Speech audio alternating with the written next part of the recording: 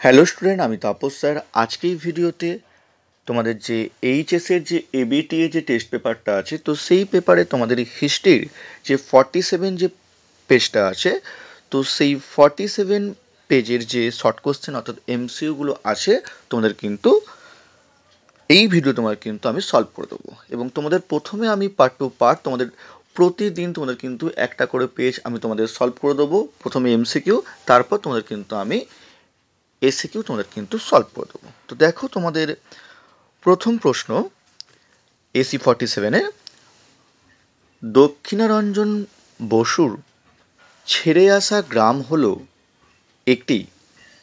উত্তর হবে option C, স্মৃতিকথা। Next, আধুনিক ইতিহাস চর্চার জনক হলেন কে? অ্যান্সার হচ্ছে ইবন খালদুন। তারপর, পর্তুগিজরা ব্ল্যাক গোল্ড বলতো কাকে? তো উত্তর হচ্ছে অপশান বি, গোলমরিচকে। নেক্সট, আফ্রিকাতে প্রথম উপনিবেশ স্থাপন করেছিল কারা? অ্যান্সার হবে ডাচরা। কেমন? তারপর, নানকিংয়ের চুক্তি স্বাক্ষরিত হয়েছিল কবে?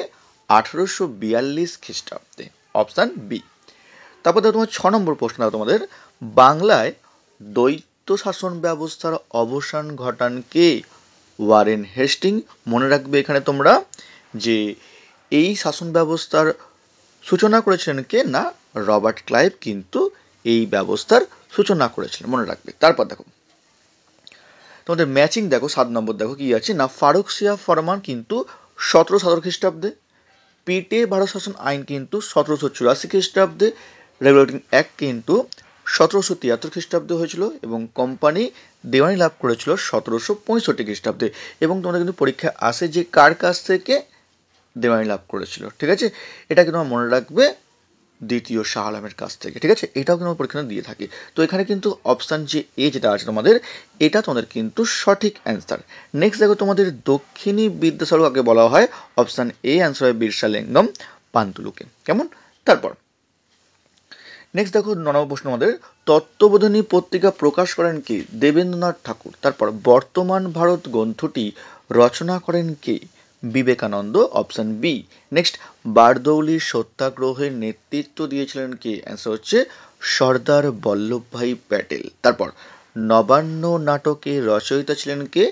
বিজন ভট্টাচার্য। নেক্সট, 1943-এর মন্বন্তরের সময় ভারতের ভাইসরয় কে ছিলেন?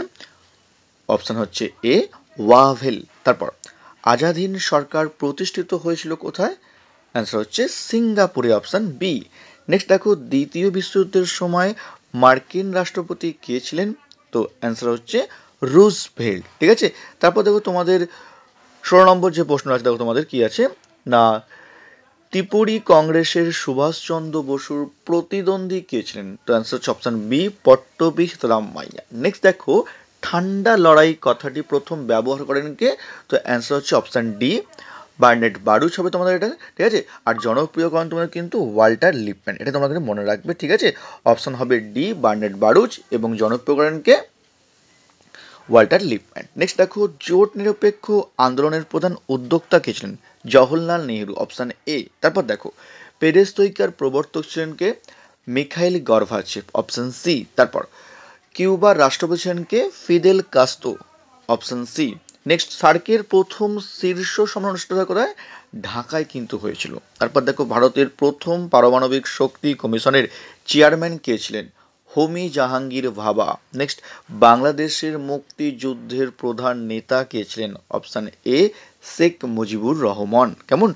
লাস্ট দেখো তোমাদের যে ম্যাচিং আছে, তোমাদের দেখো কি আছে যে আওয়ামী লীগের নেতা, তো অ্যান্সার হচ্ছে শেখ মুজিবুর রহমান। আর আলজেরিয়া স্বাধীনতার সংগ্রামী হবে বেন বেল্লা। কেমন?